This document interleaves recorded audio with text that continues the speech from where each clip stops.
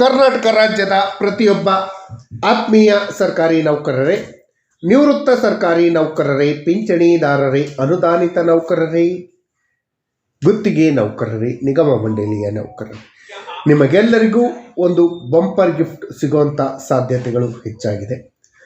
ಕರ್ನಾಟಕ ರಾಜ್ಯದ ಬಜೆಟ್ ಮಂಡನೆ ಮಾಡ್ತಾ ಇದ್ದಾರೆ. ಕರ್ನಾಟಕದ ಜನಪ್ರಿಯ ಮುಖ್ಯಮಂತ್ರಿಗಳಾದ ಶ್ರೀ ಸಿದ್ದರಾಮಯ್ಯ ಅವರು ಮುಂದಿನ ತಿಂಗಳು ಬಜೆಟ್ ಮಂಡನೆ ಮಾಡ್ತಾ ಇದ್ದಾರೆ. ಈ ಬಜೆಟ್ನಲ್ಲಿ ಯಾವೆಲ್ಲ ಗುಡ್ ನ್ಯೂಸ್ಗಳಿದೆ, ನಿವೃತ್ತ ನೌಕರರಿಗೆ ಯಾವ ಗುಡ್ ನ್ಯೂಸ್ ಇದೆ, ಪಿಂಚಣಿದಾರರಿಗೆ ಸಿಗುವಂಥ ನ್ಯೂಸ್ಗಳು ಯಾವುದು, ಸರ್ಕಾರಿ ನೌಕರರಿಗೆ ಸಿಗುವಂಥ ಗುಡ್ ನ್ಯೂಸ್ ಯಾವುದು ಅನ್ನೋದ್ರ ಬಗ್ಗೆ ವಿವರವಾದ ಮಾಹಿತಿಯನ್ನು ತಮ್ಮ ಮುಂದೆ ಶೇರ್ ಮಾಡ್ತೀನಿ. ಈ ಮಾಹಿತಿಯನ್ನು ತಮ್ಮ ಮುಂದೆ ಶೇರ್ ಮಾಡೋದಕ್ಕಿಂತ ಮುಂಚಿತವಾಗಿ ಯಾರೆಲ್ಲ ಈ ಚಾನಲ್ಗೆ ಸಬ್ಸ್ಕ್ರೈಬ್ ಆಗಿಲ್ಲ, ದಯವಿಟ್ಟು ಕೆಳಗಡೆ ಕಾಣ್ತಾ ಇರೋಂಥ ಸಬ್ಸ್ಕ್ರೈಬ್ ಬಟನನ್ನು ಒತ್ತಿ ಬೆಲ್ ಐಕಾನನ್ನು ಕ್ಲಿಕ್ ಮಾಡಿ ಆಲ್ ಅಂತ ಮಾಡಿ ನೀವು ಫೇಸ್ ಮಾಡ್ತಾ ಇರೋಂಥ ಎಲ್ಲ ಪ್ರಾಬ್ಲಮ್ಗಳನ್ನು ಲೀಗಲ್ ಆಗಿ ಸಾಲ್ವ್ ಮಾಡ್ಕೊಳ್ಳೋಕ್ಕಿರೋಂಥ ಉತ್ತಮ ವೇದಿಕೆಯಾದ ಸರ್ಕಾರಿ ನೌಕರ ಮಿತ್ರ ಯೂಟ್ಯೂಬ್ ಚಾನಲ್ಗೆ ಜಾಯ್ನ್ ಆಗಿ. ಸ್ನೇಹಿತರೆ, ಸಮಯ ಬಂದಿದೆ. ಮುಂದಿನ ತಿಂಗಳು ಮುಖ್ಯಮಂತ್ರಿಗಳು ಬಜೆಟ್ ಮಂಡನೆ ಮಾಡ್ತಾ ಇದ್ದಾರೆ. ಸರ್ಕಾರಿ ನೌಕರರ ಎಲ್ಲ ಕನಸುಗಳು ಈಡೇರುತ್ತಾ, ನಿವೃತ್ತ ಸರ್ಕಾರಿ ನೌಕರರ ಕನಸುಗಳು, ಬೇಡಿಕೆಗಳು ಈಡೇರುತ್ತಾ. ಬಜೆಟ್ನಲ್ಲಿ ಯಾವೆಲ್ಲ ಸಿಹಿ ಸುದ್ದಿಗಳು, ಯಾವೆಲ್ಲ ಬೇಡಿಕೆಗಳಿದೆ ಅನ್ನೋದ್ರ ಬಗ್ಗೆ ಕರ್ನಾಟಕ ರಾಜ್ಯ ಸರ್ಕಾರಿ ನೌಕರ ಸಂಘದ ಅಧ್ಯಕ್ಷರಾದ ಶ್ರೀ CS ಷಡಕ್ಷರಿ ಅವರು ಮಾನ್ಯ ಮುಖ್ಯಮಂತ್ರಿಗಳನ್ನು ಭೇಟಿ ಮಾಡಿ ಸರ್ಕಾರಿ ನೌಕರರಿಗೆ ಕೊಡಬೇಕಾಗಿರುವಂಥ ಸೌಲಭ್ಯಗಳನ್ನು ಕೊಡಿ, ಯಾವ್ಯಾವ ಸೌಲಭ್ಯಗಳನ್ನು ಕೊಡಬೇಕು ಅನ್ನೋದ್ರ ಬಗ್ಗೆ ಮಾನ್ಯ ಮುಖ್ಯಮಂತ್ರಿಗಳ ಜೊತೆಯಲ್ಲಿ ಮಾತನಾಡಿದ್ದಾರೆ. ಸರ್ಕಾರಿ ನೌಕರರ ಬೇಡಿಕೆಗಳೇನು, ನಿವೃತ್ತ ನೌಕರರ ಬೇಡಿಕೆಗಳೇನು, ನಿಗಮ ಮಂಡಳಿಯ ನೌಕರರ ಬೇಡಿಕೆಗಳೇನು, ಎಲ್ಲ ಬೇಡಿಕೆಗಳು ಈ ಬಜೆಟ್ನಲ್ಲಿ ಈಡೇರುತ್ತೆ ಅನ್ನೋ ಒಂದು ಆಶಾಭಾವನೆಯಿಂದ ಸರ್ಕಾರಿ ನೌಕರರ ಬೇಡಿಕೆಗಳು ಏನು ಅನ್ನೋದ್ರ ಬಗ್ಗೆ ಇಲ್ಲಿದೆ ಮಾಹಿತಿ. ಕರ್ನಾಟಕ ರಾಜ್ಯದಲ್ಲಿರುವಂಥ ಪ್ರತಿಯೊಬ್ಬ ಆತ್ಮೀಯ ಸರ್ಕಾರಿ ನೌಕರರು, ನಿವೃತ್ತ ಸರ್ಕಾರಿ ನೌಕರರು, ಪಿಂಚಣಿದಾರರಿಗೆ ಕರ್ನಾಟಕ ರಾಜ್ಯ ನೆಕ್ಸ್ಟ್ ಮಂತು ಬಜೆಟನ್ನು ಮಂಡನೆ ಮಾಡ್ತಾ ಇದೆ. ಕರ್ನಾಟಕ ಬಜೆಟ್ 2026ರ ತಯಾರಿ ಹೊತ್ತಲ್ಲೇ ಕರ್ನಾಟಕ ರಾಜ್ಯ ಸರ್ಕಾರಿ ನೌಕರ ಸಂಘದ ಅಧ್ಯಕ್ಷರಾದ CS ಷಡಕ್ಷರಿ ಅವರ ನೇತೃತ್ವದಲ್ಲಿ ನಿಯೋಗ ಹಣಕಾಸು ಸಚಿವರಾದ ಸಿದ್ದರಾಮಯ್ಯ ಅವರನ್ನು ಭೇಟಿ ಮಾಡಿ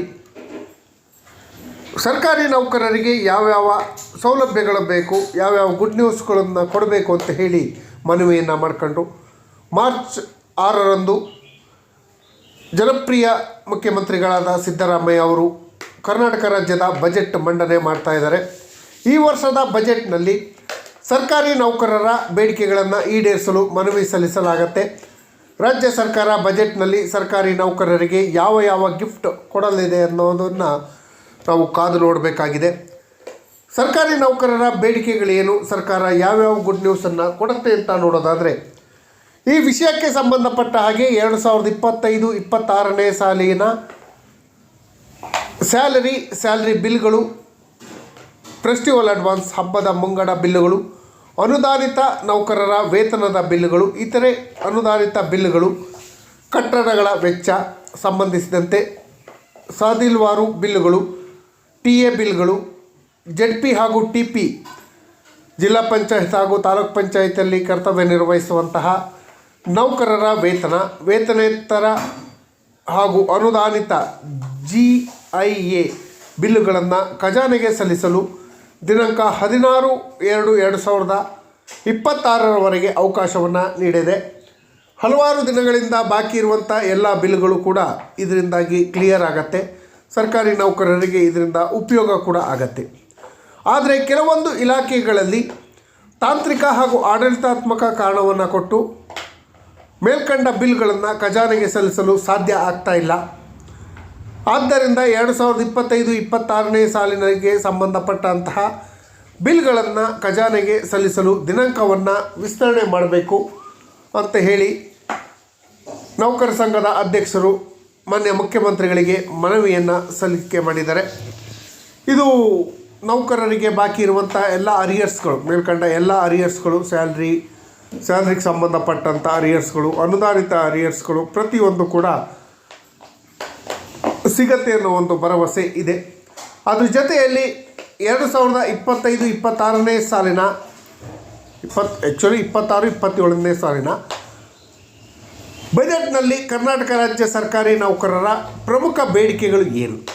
ಅದರಲ್ಲಿ ಇಂಪಾರ್ಟೆಂಟಾಗಿ NPS ಎಂಬ ಭೂತವನ್ನು ರದ್ದುಪಡಿಸಿ, ನ್ಯೂ ಪೆನ್ಷನ್ ಸ್ಕೀಮನ್ನು ರದ್ದುಪಡಿಸಿ, OPS ಓಲ್ಡ್ ಪೆನ್ಷನ್ ಸ್ಕೀಮನ್ನು ಜಾರಿ ಮಾಡಿಸೋದನ್ನು ಬಜೆಟ್ನಲ್ಲಿ ಖಾತರಿಗೊಳಿಸೋದು, ಅದಕ್ಕಾಗಿ ಅನುದಾನ ತೆಗೆದಿಡೋದ್ರ ಬಗ್ಗೆ ಕೂಡ ಈ ಯೋಜನೆ ಜಾರಿಗೆ ತರೋಕ್ಕೆ ಸರ್ಕಾರಕ್ಕೆ ಯಾವುದೇ ಆರ್ಥಿಕ ಹೊರೆ ಆಗೋದಿಲ್ಲ, ತಕ್ಷಣ ಜಾರಿ ಮಾಡ್ಬೋದು, ಎಕ್ಸ್ಟ್ರಾ ಅನುದಾನವನ್ನು ಕೊಡುವಂಥ ಅವಶ್ಯಕತೆ ಇಲ್ಲ ಅನ್ನೋದನ್ನು ಮಾನ್ಯ ಮುಖ್ಯಮಂತ್ರಿಗಳಿಗೆ ಮನವರಿಕೆಯನ್ನು ಮಾಡಿಕೊಟ್ಟಿದೆ. ಅದೇ ರೀತಿ ಮಿಲಿಟರಿ ಕ್ಯಾಂಟೀನ್ ಮಾದರಿಯಲ್ಲಿ ಸರ್ಕಾರಿ ನೌಕರರು, ನಿವೃತ್ತ ಸರ್ಕಾರಿ ನೌಕರರು ಹಾಗೂ ಇತರೆ ಸಂಸ್ಥೆಗಳ ನೌಕರರು ಹಾಗೂ ಕುಟುಂಬ ವರ್ಗದವರಿಗೆ MSIL Mysuru sales international limited ಸಂಸ್ಥೆಯ ಮೂಲಕ ಪ್ರತಿ ಜಿಲ್ಲೆಗಳಲ್ಲಿ ನೌಕರರ ಕ್ಯಾಂಟೀನನ್ನು ಆರಂಭಿಸುವುದು, ಪ್ರತಿ ಜಿಲ್ಲೆಯಲ್ಲಿ ಆರಂಭಿಸೋದ್ರ ಜೊತೆಯಲ್ಲಿ ಪ್ರತಿ ತಾಲೂಕು ಕೇಂದ್ರಗಳಲ್ಲೂ ಕೂಡ ಪೊಲೀಸ್ ಕ್ಯಾಂಟೀನ್ ಮಾದರಿಯಲ್ಲಿ, ಮಿಲಿಟರಿ ಕ್ಯಾಂಟೀನ್ ಮಾದರಿಯಲ್ಲಿ ಕ್ಯಾಂಟೀನ್ಗಳನ್ನು ಪ್ರಾರಂಭ ಮಾಡಿ ರಿಯಾಯಿತಿ ದರದಲ್ಲಿ ಸರ್ಕಾರಿ ನೌಕರರಿಗೆ, ನಿವೃತ್ತರಿಗೆ, ಪಿಂಚಣಿದಾರರಿಗೆ ಅವಕಾಶವನ್ನು ಮಾಡಿಕೊಡ್ಬೇಕು ಅನ್ನೋದು ಕೂಡ ಮನವಿಯನ್ನು ಮಾಡ್ಕೊಂಡಿದ್ದಾರೆ. ಉದ್ದೇಶಿತ ಯೋಜನೆಯಲ್ಲಿ ಸರ್ಕಾರಿ ನೌಕರರ ದಿನನಿತ್ಯದ ಬದುಕಿಗೆ ಅವಶ್ಯಕತೆ ಇರುವಂಥ ಡೈಲಿ ವೇಜಸ್, ದವಸ ಧಾನ್ಯಗಳು, ಗೃಹೋಪಯೋಗಿ ವಸ್ತುಗಳು, FMGC ವಲಯಕ್ಕೆ ಬರುವಂತಹ ಪ್ರತಿಯೊಂದು ಪದಾರ್ಥಗಳನ್ನು ರಿಯಾಯಿತಿ ದರದಲ್ಲಿ, ಡಿಸ್ಕೌಂಟ್ ದರದಲ್ಲಿ ಲಭ್ಯ ಇರುತ್ತೆ. ಬೆಂಗಳೂರಿನಲ್ಲಿ 4 ಕಡೆ ಹಾಗೂ ಎಲ್ಲ ಜಿಲ್ಲಾ ಕೇಂದ್ರಗಳಲ್ಲೂ ಸರ್ಕಾರಿ ನೌಕರರ ಕ್ಯಾಂಟೀನನ್ನು ತೆರೆಯೋ ಬಗ್ಗೆ ಕೂಡ ಮನವಿಯನ್ನು ಮಾಡ್ಕೊಂಡಿದ್ದಾರೆ. ಅದ್ರ ಜೊತೆಯಲ್ಲಿ ಅಡಿಷ್ನಲ್ ಆಗಿ ನನ್ನದೊಂದು ಮನವಿ ಏನು ಅಂತ ಹೇಳಿದರೆ, ಎಲ್ಲ ತಾಲೂಕು ಕೇಂದ್ರಗಳಲ್ಲೂ ಕೂಡ ಕ್ಯಾಂಟೀನ್ಗಳನ್ನು ತೆರೆಯಬೇಕು. ಅದ್ರ ಜೊತೆಯಲ್ಲಿ ರೊಬೊಟಿಕ್ ತಂತ್ರಜ್ಞಾನ ಹಾಗೂ ಮೊಬೈಲ್ ಆ್ಯಪ್ಗಳ ತಂತ್ರಾಂಶ ಆಧಾರಿತ ಮಾರುಕಟ್ಟೆ ವ್ಯವಸ್ಥೆಯನ್ನು ಒದಗಿಸುವುದು, ಸರ್ಕಾರಿ ಸ್ವಾಮ್ಯದ MSIL ಸಂಸ್ಥೆಯ ಮೂಲಕ ಈ ಯೋಜನೆಯನ್ನು ಜಾರಿಗೊಳಿಸಬೇಕು ಅಂತ ಹೇಳಿ ಸರ್ಕಾರಿ ಸಂಸ್ಥೆಯನ್ನು ಅಭಿವೃದ್ಧಿಪಡಿಸಬೇಕು, ಖಾಸಗಿಯವರಿಗೆ ಕೊಡಬಾರ್ದು, MSIL ಮೂಲಕನೇ ಮಾಡಬೇಕು ಅಂತ ಹೇಳಿ ಕೂಡ ಮಾನ್ಯ ಮುಖ್ಯಮಂತ್ರಿಗಳಲ್ಲಿ ಮನವಿಯನ್ನು ಸಲ್ಲಿಸಿದ್ದಾರೆ. ಸೇನಾ ಕ್ಯಾಂಟೀನ್ ಮಾದರಿಯಲ್ಲಿ ಸರ್ಕಾರಿ ನೌಕರರಿಗೆ ರಿಯಾಯಿತಿ ದರದಲ್ಲಿ ವಸ್ತುಗಳನ್ನು ಪೂರೈಸಲು MSIL ಸಂಸ್ಥೆಯ ಮೂಲಕ ಸರ್ಕಾರಿ ನೌಕರರ ಕ್ಯಾಂಟೀನನ್ನು ಆರಂಭಿಸುವ ಯೋಜನೆಯನ್ನು 2026-27ನೇ ಸಾಲಿನಲ್ಲಿ ಆಯವ್ಯಯದಲ್ಲಿ ಘೋಷಣೆ ಮಾಡುವಂಥ ಸಾಧ್ಯತೆಗಳಿದೆ. ಅದರ ಜೊತೆಯಲ್ಲಿ ಮತ್ತೊಂದು ಪ್ರಮುಖ ಬೇಡಿಕೆ ಅಂದರೆ, ನಾವೆಲ್ಲ ಡ್ಯೂಟಿ ಮಾಡ್ತಿರ್ಬೇಕಾದ್ರೆ ಸರ್ಕಾರಿ ನೌಕರರ ಮೇಲೆ ಹಲ್ಲೆ ಆಗುವಂಥ ಪ್ರಕರಣಗಳನ್ನು ತುಂಬ ನೋಡಿದ್ದೀವಿ. ಈ ಹಲ್ಲೆಗಳನ್ನು ತಡೆದು ಸರ್ಕಾರಿ ನೌಕರರಿಗೆ ರಕ್ಷಣೆ ಕೊಡುವಂತಹ ಒಂದು ವಿಶೇಷ ಕಾನೂನಿನ ಅವಶ್ಯಕತೆ ಇದೆ. ಅದು ಕಠಿಣ ಕಾನೂನಾಗಿರಬೇಕು. ಸರ್ಕಾರಿ ನೌಕರರನ್ನು ಮುಟ್ಟಿದ್ರೆ ಎಲ್ಲರಿಗೂ ಎಚ್ಚರಿಕೆ ಕರೆಗಂಟೆ ಆಗಬೇಕು.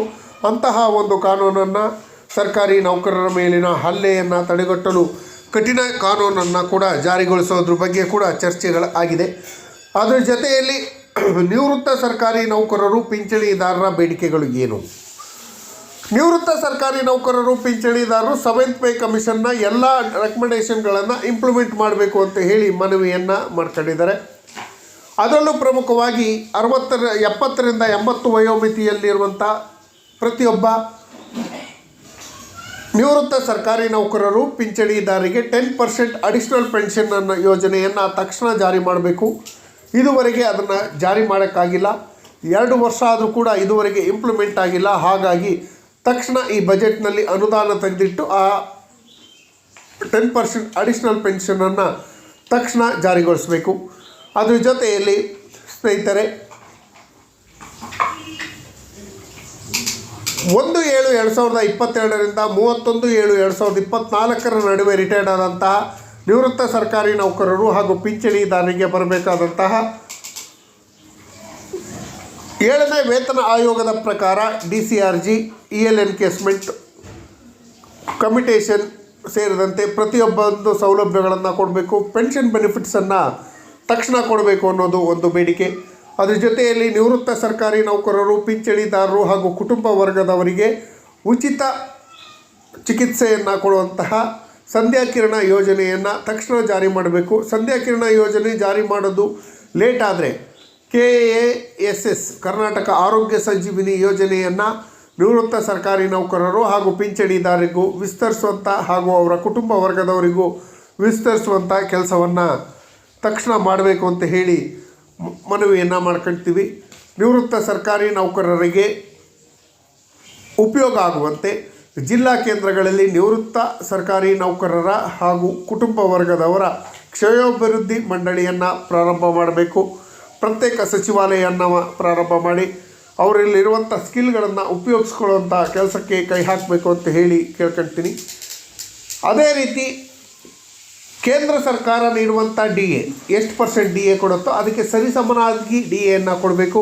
7th ಪೇ ಕಮಿಷನ್ ಪ್ರಕಾರ ಕೇಂದ್ರ ಸರ್ಕಾರಕ್ಕೆ ಕೊಡುವಂಥ 1% DAಗೆ 0.722% ಕೊಡೋದು ತಪ್ಪು. ಕೇಂದ್ರ ಸರ್ಕಾರಿ ನೌಕರರು ಹಾಗೂ ರಾಜ್ಯ ಸರ್ಕಾರಿ ನೌಕರರಿಗೆ ವಸ್ತುಗಳ ಬೆಲೆ ಒಂದೇ ಆಗಿರುತ್ತೆ. ಹಾಗಾಗಿ ಅದನ್ನು ಕೂಡ ಸರ್ಕಾರ ತಕ್ಷಣ ಮಾಡಬೇಕು ಅಂತ ಹೇಳಿ ಕೇಳ್ಕೊಳ್ತೀವಿ. ಕೊರೋನಾ ಕಾಲದಲ್ಲಿ ಬಾಕಿ ಇದ್ದಂಥ 18 ತಿಂಗಳ DA ಸೇರಿದಂತೆ ಇದರ ಎಲ್ಲ ಸೌಲಭ್ಯಗಳನ್ನು ಕೊಡಬೇಕು ಅನ್ನೋ ಒಂದು ಮನವಿಯನ್ನು ಮಾಡ್ಕೊಂಡಿದ್ದೀವಿ. ಈ ಮನವಿಗಳಿಗೆ ಕರ್ನಾಟಕ ಸರ್ಕಾರ ಹೇಗೆ ಸ್ಪಂದಿಸುತ್ತೆ ಅನ್ನೋದನ್ನು ನೋಡೋದಾದರೆ, ಸರ್ಕಾರವು ಸರ್ಕಾರಿ ನೌಕರರ ಬೇಡಿಕೆಯನ್ನು ಈಡೇರಿಸಲು ಹಲವಾರು ಕ್ರಮ ಕೈಗೊಳ್ಳುವಂಥ ಸಾಧ್ಯತೆಗಳು ಇದೆ. ಬಜೆಟ್ನಲ್ಲಿ ಕರ್ನಾಟಕ ಬಜೆಟ್ 2026ರ ತಯಾರಿ ಸಮಯದಲ್ಲಿ ಕರ್ನಾಟಕ ರಾಜ್ಯ ಸರ್ಕಾರಿ ನೌಕರ ಸಂಘದ ಅಧ್ಯಕ್ಷರಾದ CS ಷಡಾಕ್ಷರಿ ನೇತೃತ್ವದ ನಿಯೋಗ ಸಿದ್ದರಾಮಯ್ಯ ಅವರನ್ನು ಭೇಟಿ ಮಾಡಿತ್ತು. ಸರ್ಕಾರಿ ನೌಕರರ ಬೇಡಿಕೆಯನ್ನು ಈಡೇರಿಸಲು ಈ ಬಜೆಟ್ನಲ್ಲಿ ಅಗತ್ಯ ಕ್ರಮವನ್ನು ಕೈಗೊಳ್ಳಬೇಕು ಅಂತ ಹೇಳಿ ಮನವಿಯನ್ನು ಮಾಡಿಕೊಂಡ್ರು. ಸರ್ಕಾರಿ ನೌಕರರ ಪ್ರಮುಖ ಬೇಡಿಕೆಗಳನ್ನು ತಕ್ಷಣ ಜಾರಿ ಮಾಡಬೇಕು. ರಾಜ್ಯ ಸರ್ಕಾರ ನೀಡಿರುವಂಥ ಎಲ್ಲ ಭರವಸೆಗಳನ್ನು ಈಡೇರಿಸಬೇಕು. ಸರ್ಕಾರಿ ನೌಕರರ ವಿವಿಧ ಭತ್ಯೆಗಳನ್ನು ಹೆಚ್ಚಳ ಮಾಡಬೇಕು. ಸೌಲಭ್ಯಗಳನ್ನು ಪರಿಷ್ಕರಣೆ ಕುರಿತು ಸರ್ಕಾರ ಪರಿಶೀಲಿಸಬೇಕು ಅಂತ ಹೇಳಿ ಕೇಳಿಕೊಂಡಿದ್ದು. ಅದಕ್ಕೆ ಮಾನ್ಯ ಮುಖ್ಯಮಂತ್ರಿಗಳಾದ ಸಿದ್ದರಾಮಯ್ಯ ಅವರು ನಿಮ್ಮ ಎಲ್ಲ ಬೇಡಿಕೆಗಳನ್ನು ಈಡೇರಿಸುವ ಬಗ್ಗೆ ಸಕಾರಾತ್ಮಕವಾಗಿ ಸ್ಪಂದಿಸಿದ್ದಾರೆ. ನಿಮ್ಮ ಬೇಡಿಕೆಗಳನ್ನು ಈಡೇರಿಕೆ ಬಗ್ಗೆ ಪರಿಶೀಲನೆ ಮಾಡ್ತೀವಿ ಅಂತೇಳಿ ಭರವಸೆಯನ್ನು ಕೊಟ್ಟಿದ್ದಾರೆ. ಈ ವರ್ಷದ ಬಜೆಟ್ನಲ್ಲಿ ರಾಜ್ಯ ಸರ್ಕಾರಿ ನೌಕರರು, ನಿವೃತ್ತ ಸರ್ಕಾರಿ ನೌಕರರು, ಪಿಂಚಣಿದಾರರಿಗೆ ಬಂಪರ್ ಗಿಫ್ಟ್ ಸಿಗುವಂಥ ಸಾಧ್ಯತೆಗಳಿದೆ. ನಿಮ್ಮ ಯಾವುದಾದ್ರೂ ಬೇಡಿಕೆಗಳಿದ್ದರೆ ತಕ್ಷಣ ತಿಳಿಸಿ, ಅದನ್ನು ಸೇರಿಸಿ ಮಾನ್ಯ ಮುಖ್ಯಮಂತ್ರಿಗಳಿಗೆ ಮತ್ತೊಮ್ಮೆ ನಿಯೋಗವನ್ನು ಕರ್ಕೊಂಡು ಹೋಗಿ ಮನವಿಯನ್ನು ಮಾಡಿಕೊಡ್ತೀವಿ ಅಂತ ಹೇಳ್ತಾ, ಈ ಮಾಹಿತಿ ತಮಗೆಲ್ಲರಿಗೂ ಇಷ್ಟ ಆಗಿದ್ದರೆ ದಯವಿಟ್ಟು ಸಬ್ಸ್ಕ್ರೈಬ್ ಮಾಡ್ಕೊಳ್ಳಿ, ನಿಮ್ಮ ಸ್ನೇಹಿತರಿಗೂ ಶೇರ್ ಮಾಡಿ. ಸ್ನೇಹಿತರೆ, ಅದರ ಜೊತೆಯಲ್ಲಿ ಕೊರೋನಾ ಕಾಲದಲ್ಲಿ ಬಾಕಿ ಇರುವಂಥ 18 ತಿಂಗಳ DAಯನ್ನು ರಾಜ್ಯ ಸರ್ಕಾರ ತಕ್ಷಣ ಸರ್ಕಾರಿ ನೌಕರರಿಗೆ ಹಾಗೂ ಪಿಂಚಣಿದಾರರಿಗೆ ಬಿಡುಗಡೆ ಮಾಡಬೇಕು ಅಂತ ಹೇಳಿ ಮನವಿಯನ್ನು ಮಾಡ್ತಾರೆ.